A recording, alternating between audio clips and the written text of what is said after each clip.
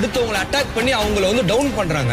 நான் அப்படி பண்ண மாட்டேன்னு சொன்னீங்க. உண்மையா பிக் பாஸ் ப்ரோமோ 2லேயும் 3லேயும் இந்த நிக்சன் ரொம்ப தீயா தெரிக்கிறானே, சரி எப்படியும் இந்த வீக்கு வெளில போயிடுவான், ஓட்டிங்லேயும் ரொம்ப கம்மியாக இருக்கானே அப்படின்னு பார்த்தா அவனுக்கு மாங்கோட்டை சைஸில் ஒரு பெரிய மச்சம் இருந்திருக்கும் போல். இந்த வீக்கு புயல்னால ஓட்டிங் நிறைய பேர் போட முடியலையாம், அதனால இந்த வாரம் எலிமினேஷனை ஸ்டாப் பண்ணிட்டாங்களாம். என்னம்மா உருட்டுறாங்க பாருங்கள் இந்த விஜய் டிவி.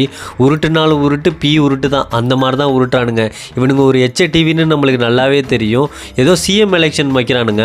ஸோ ரொம்ப ப்ராப்பராக டெமோக்ராட்டிக்காக, ஸோ அந்த டிஸ்ட்ரிக்ட்லேருந்து இது வரல, ஓட்டு வரல, அதனால நாங்கள் எலிமினேஷன் ஸ்டாப் பண்ணுறோம் அப்படின்னு உருட்டுறானுங்க பாருங்கள்.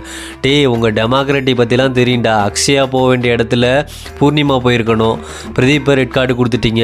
ஸோ எப்படியும் இந்த நிக்சனை சேவ் பண்ண பார்க்குறீங்க, எப்படியும் உன்னை ஃபைனலிஸ்ட் ஆக்கிடுவீங்க. உங்கள் சேனலு உங்கள் உருட்டு, போய் தொலைங்க. புழுந்தாவே கண்டுபிடிச்சிடறாங்களே.